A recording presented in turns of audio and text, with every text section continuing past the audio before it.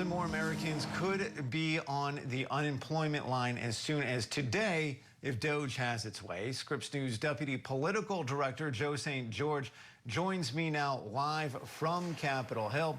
Joe, it looks like DOGE is not slowing down, and the IRS now is in the crosshairs. Right. We've been talking about, it seems like every day or every other day, a different government agency facing the termination of some employees. And today appears to be the day for the Internal Revenue Service. Estimates range from anywhere between 5,000 to 7,000, 6,000 IRS employees could lose their jobs today. Andrew, I was just talking with our Scripps News Group station in Kansas City. They're prepping for around 1,000 layoffs in Kansas City, Missouri. A good reminder that this isn't just a D.C. story. There's a big IRS office in Kansas City, and 1,000 employees there are expected to lose their job. Union officials communicating this out to members in the last 12 hours or so. What employees are we talking about? That group, that subsect of federal workers known as probationary employees, who are employees on probation in the federal government. Well, oftentimes these are individuals who just joined that agency. Yes, people beginning their careers in public sector, but also they can be longtime civil servants. If you transferred from, let's say, the Department of Veterans Affairs over to the IRS, maybe you viewed the job as a promotion, you, in many cases, would be put on probation since it technically is a new job, again, for a year, perhaps for 2 years. These cuts expected to hit in the middle of tax season. The impacts unclear to the average taxpayer. Here is the union president in Kansas City, Missouri, speaking on social media about the cuts. We received notification today that employees in SBSE who are on probation are scheduled for termination. We are not sure yet whether that impacts all probationary employees, but we know at least some are going to be contacted. Look, you're not alone in this.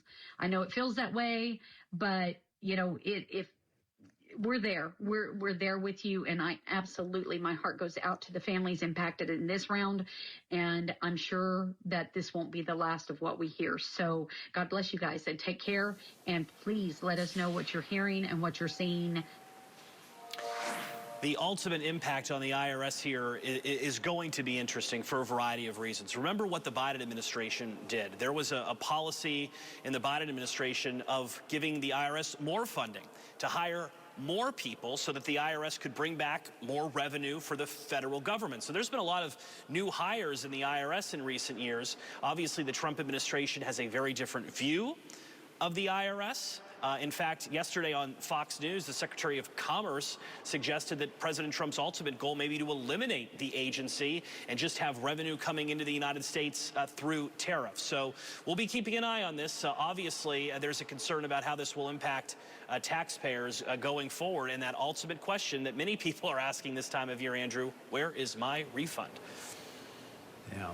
And we know the Trump-Musk bromance, if you will, still seems to be going strong. There is some evidence that maybe the public is growing a little bit more skeptical of Elon Musk and the power he seems to have in the White House. But it does seem, Joe, like the president is giving his stamp of approval to everything we've seen out of DOGE so far. Isn't that right? I mean, look, we saw it in that interview between Musk and Trump earlier this week. There's a lot of confidence and trust between these two individuals right now. And as you know, Andrew, the conversation in the back halls of Washington has been, well, how long can this Musk-Trump bromance last for? You are, after all, talking about two billionaires, right? But for the moment, these two individuals appear to be very comfortable working with one another.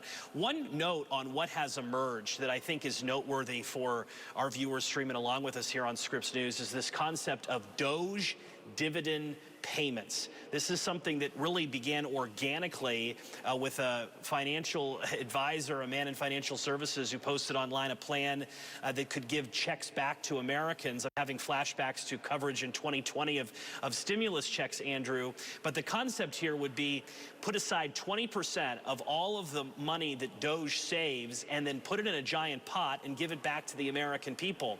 One estimate has that if DOGE is able to cut $2 trillion. That could be a check for $5,000 for American households. Again, this plan is just in its infancy, but President Trump on Air Force One endorsed the idea last night. He spoke about it in a speech as well. Take a listen.